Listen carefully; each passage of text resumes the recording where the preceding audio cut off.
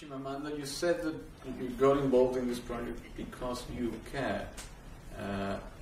Do you hope that by writing your essay and also the way in which the other writers wrote their essays, you might make us all care about this? I'm starting to feel like a politician who's running for office. Because I care, I deeply care. That would make me Jeremy Paxman. It makes me very uncomfortable. No, I mean, yes, and I think that one always hopes that that you write something that might mean something at some point. But do I think that, I mean, if the question is whether I know what the effect will be, no, I don't know. But I just... Which one do you hope? I mean, what effect do you hope to have? My dream is that the education minister in Nigeria will read it and suddenly have this wonderful aha moment where she will immediately call a meeting of all the permanent secretaries involved, all the people, her staff, start to teach more social studies that's contemporary and relevant for Nigeria, immediately discard the weight of history that I think burdens our education system, immediately train all the teachers. This is right. This is what I wish would happen. You're launching your campaign. I feel like, well, and also just thinking about what Kamila said, which is something I also feel very strongly about, which is sort of that divide in education, which I think has such grave consequences for countries. Right? That in Nigeria, for example, I was so struck by how, on the one hand, we're educating people who will not live in Nigeria, and if they did live in Nigeria, would not understand Nigeria, because they're not being educated to take the Nigerian exams. So they're reading bits of things about the British healthcare system. And then I remember sitting there in that class while the teacher said, "What does it cost? £5 million. And I just thought, what the F? This is a country where nobody's saying Naira, we use Naira. And just the fact that it seemed to me that the students didn't realize how just absurd this was. I just found it mind-boggling, really.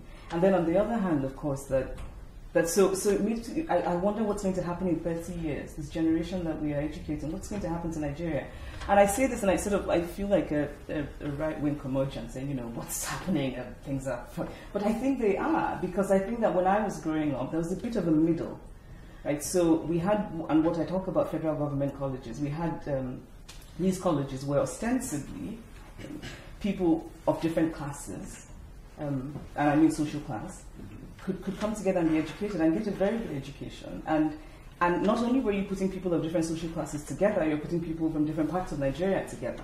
So that in ways what I think the federal government colleges did was sort of start to maybe give people a sense of what a nation was, what Nigeria was. And I don't think they read about the British healthcare system in those federal government colleges. Right? But now those federal government colleges are just, they're very much in decline. We just increasingly have people either go into the government schools that are just not very good, or they're going to these private schools that are either run by churches, which are even more problematic in my opinion, because in addition to teaching them math and English, you're sort of you have crazy ideas like pregnancy tests for girls before you can get admitted. So anyway, it's so just back to my hope would be that somebody would read that. Do I think it will happen? When I'm being practical, no.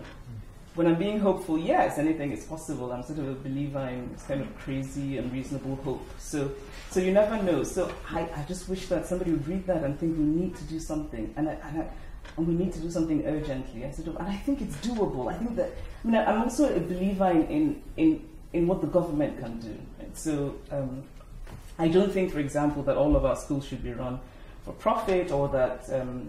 Private schools are good. I think people should have that choice. But I also really feel very strongly about governments running schools that are affordable. I just think that, I love how Kamila said human beings. I really think that's what it should be about, that human beings should have a chance. I think that, when you have a bright kid who's in a rural area and who can't afford it, that sort of thing. But yeah, so I believe very much in government policy, and I think that it's so doable. It really is.